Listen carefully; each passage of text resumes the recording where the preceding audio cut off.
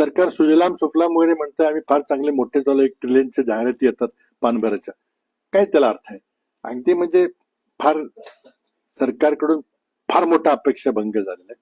इतकी मोठी बहुमत असल्यामुळे तुम्हाला चांगले निर्णय घेता आले असते, काही लोकांचे प्रश्न सोडवता आले, ते पण सोडण्यामध्ये सरकार पूर्णपणे अपयशी ठरलेलं आहे. एक एक गोष्ट ती आम्ही वेळेवर काढू, त्यामध्ये हे करू, परंतु पब्लिक अकाउंट्स कमिटी असेल ती कुठं काही घेत नाही.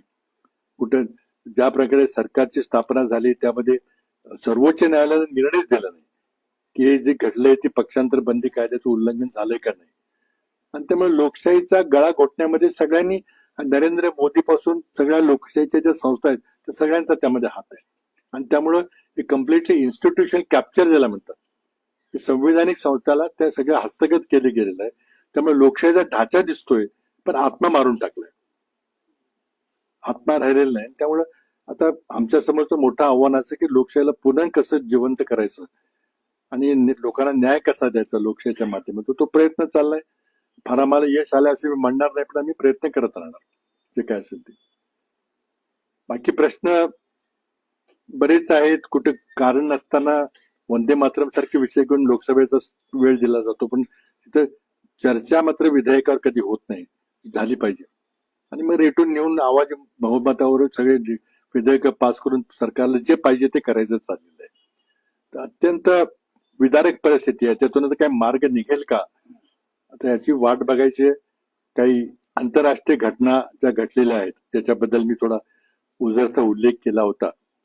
आणि त्या घटना ज्या परदेशात घडतात त्याचे परिणाम आपल्या राजकारणावर होतील का, असा एक प्रश्न, हायपोथेटिकल प्रश्न उपस्थित केला होता.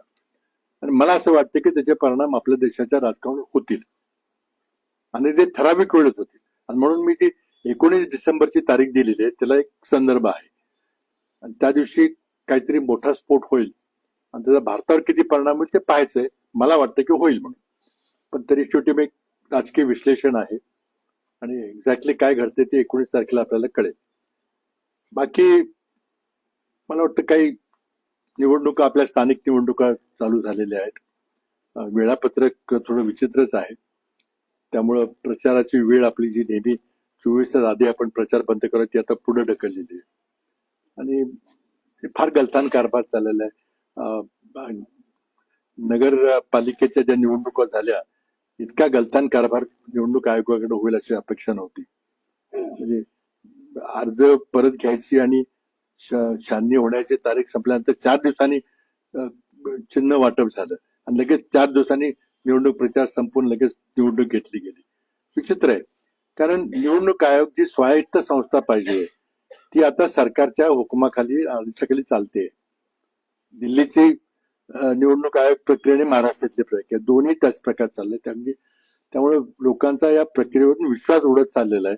आणि मला वाटतं मोदीने हेच पाहिजे की लोकशाहीमध्ये विश्वास नष्ट करायचा आणि मी सगळं चांगलं करेन, मला सगळं माहिती आहे आणि मी देशाचं सुजलाम सुफलाम करून काहीतरी बोगस घोषणा करायचं की 1947 साली आमचा देश विकसित राष्ट्र होईल. कोणीही त्याच्याबद्दल चर्चा करायला पुढे येत नाही की कसं होईल, काय तुमची विकसित राष्ट्राची कल्पना काय. आणि म्हणून बोगस जाहिराती द्यायच्या की आमचं विकसित होईल, हे इतकं बोगस आहे की आत्ताच्या विकास दराप्रमाणे होऊ शकत नाही.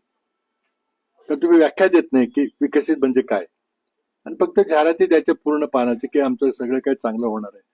आणि स्वतःला जगातले लोक हसतात सगळे.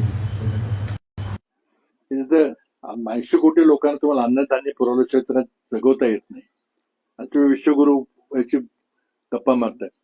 पण तरी शेवटी आता मोदी आहेत, त्यांना निवडणुकीमध्ये विजय मिळवायची अटकल त्यांना लक्षात आले. आमच्या काही चुका झालेल्या आहेत, होत आहेत अजून. त्यामुळे आता चाललेल्या ह्यातून आता मार्ग कसा काढायचा आमच्या समोर प्रश्न आहे. मी बरेच वर्ष ज्यांनी राजकारण बघले ते थोडस वेदना होतात की कुठं देश आपला निघालाय, काय आपली क्षमता आहे, काय करू शकतो, काय करतोय आपण. अशा पार्श्वभूमीमध्ये आम्ही आज आहोत. आम्ही आमची जबाबदारी काही झटकून टाकत नाही. आमच्या चुका होत आहेत.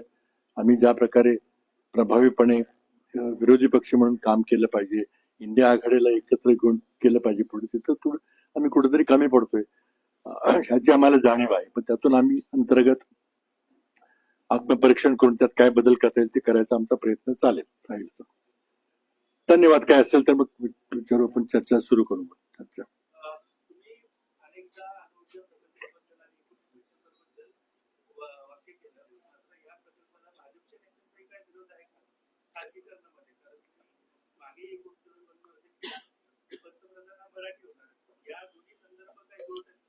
नाही, आता दोन वेगळे प्रश्न आहेत, दोन्ही मिक्सअप करू नका. अणुऊर्जेच्या बाबतीमध्ये खाजगीकरण करण्याचा निर्णय काल सरकारने घेतलेला आहे. घेणार असे म्हणत होते, पण काल विधेयक मांडलेलं आहे आणि तेव्हा आता त्यावर चर्चा होईल. माझा वैयक्तिक त्याला विरोधक, मी जवळ 7-8 वर्ष त्या खात्याचं काम पाहिलेलं आहे आणि मनमोहन सिंग सरकारनं भारत अमेरिका अणु करार जो केला तो एक ऐतिहासिक करार होता आणि त्या कराराचे आपल्याला फायदे चांगले मिळालेले आहेत. आपला अणु ऊर्जा विभाग चांगलं काम करतोय सगळं, पण त्यामुळं खाजगीकरण करणं आत्ताच्या परिस्थितीत फार धोकादायक आहे. कारण ट्रम्पने आम्ही पुन्हा अणु चाचण्या सुरू करू अशी घोषणा केलेली आहे आणि त्यामुळे पुन्हा वस्त्रांची चढावळ पुन्हा सुरू होईल, पुन्हा देशाला जगाला धोका निर्माण होईल. त्यामुळे तो विषय जो आहे तो वेगळा विषय आहे की त्याला आमचा विरोध आहे. पण शेवटी मोदींना जे पाहिजे ते होईल, कारण त्यांचं खूप मोठं पाचवी बहुमत आहे. त्या आठवड्यामध्ये बहुतेक ते तो कायदा पास करतील, दोन्ही कायदे पास करतील. हा एक वेगळा विषय आहे. दुसरा विषय जो तुम्ही म्हटला तो वेगळा विषय आहे, त्याचे संदर्भ वेगळे आहेत.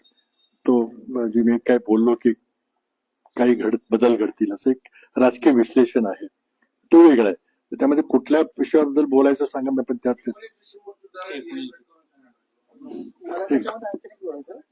अदानी हा कॉमन फॅक्टर आहे का? अजून पुरावा तसा नाहीये. अदानीचा अणु ऊर्जा निर्मितीमध्ये सगळं खाजगीकरण केल्यानंतर आदानी द्यायचं चाललंय ते तर उघड आहे, पण ह्या दुसऱ्या गोष्टीमध्ये त्यांचा काही डायरेक्ट संबंध आहे का माहिती नाही. आता हे काय भानगड आहे, मी 19 डिसेंबर का म्हणतोय, किंवा मी जेव्हा बोललो होतो की काही बदल घडतील, आणि एक विश्लेषण आहे की मला असं वाटतं की जर बदल घडले तर मग मराठी माणसाला संधी मिळू शकते महिन्याभरात. तर हे महिनाभर का, तारीख का दिली मी, तर त्याचं विश्लेषण थोडंसं मी सांगू इच्छितो. बऱ्याच लोकांनी माहिती घेतली असेल. अमेरिकेमध्ये घटना घडली आणि घटना घडली म्हणजे बरेच दिवसापासून घडत होती. आता तिथल्या सोशल मीडियावर चर्चा अशी आहे की भारतातले काही नावं आहेत, तर ती नावं आहेत, आता आहेत नावं. तर मी एवढं बोललो होतो की त्यातली 3 लोक आजी माझे खासदार आहेत भारतातले, 3 लोकांचे नाव आहेत. आता कोण आहेत ते 19 तारखेला कळेल असेल तर. आणि मग जर त्याचा जर मोठा परिणाम भारताच्या राजकारणावर झाला, अगदी मोठा म्हणजे वरच्या पातळीवर, तर मग बदल होऊ शकतो.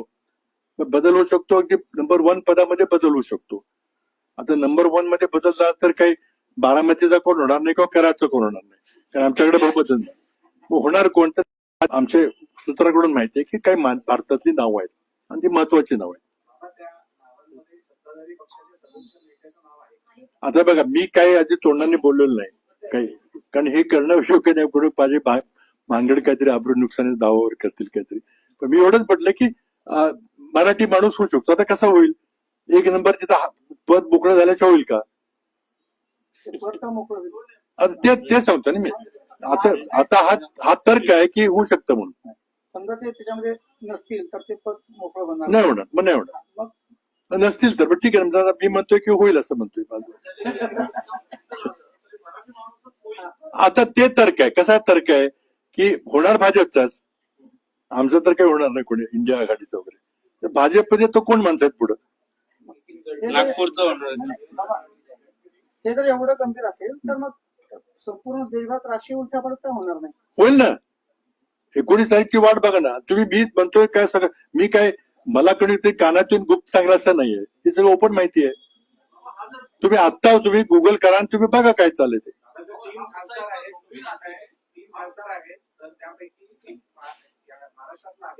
नाही, हे बघा, मी जेवढं बोललो तेवढं माझ्या तोंडात शब्द काढू नका. मी काय म्हटलं की त्यामध्ये आजी माझी 3 खासदारांची नावं आहेत. आजी माझी 3 खासदार, म्हणजे खासदार असतील किंवा आणखी त्याच्यापेक्षा मोठ्या पदावर असतील. खासदार तर आहेतच ना, आणि होते, एक होते आणि 2 आहेत. त्यामुळे ते आता 19 तारखेची वाट बघूया.